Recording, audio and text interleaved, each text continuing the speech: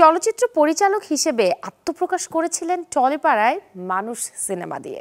এবারে নিজ দেশের জন্য সিনেমা বানাবেন সেই নির্মাতা সঞ্জয় সমাদ্দার, যেখানে অভিনয় করবেন মোশাররফ করিম ও শরীফুল রাজ।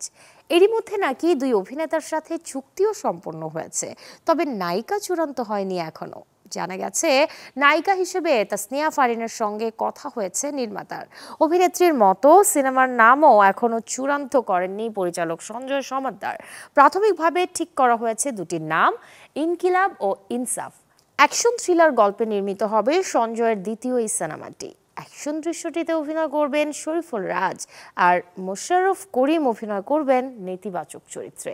তার চরিত্রটিও উপস্থাপন করা হবে ভয়ঙ্কর রূপে। সিনেমাটি প্রযোজনা করবে তিতাস কথাচিত্র, আর এই সিনেমাটি দিয়েই দীর্ঘদিন পরে চলচ্চিত্র প্রযোজনায় আসছে এই প্রতিষ্ঠানটি।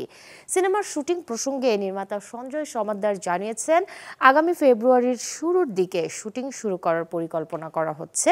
তার আগে চূড়ান্ত করা হবে সিনেমার নাম ও কলাকুশলীদের।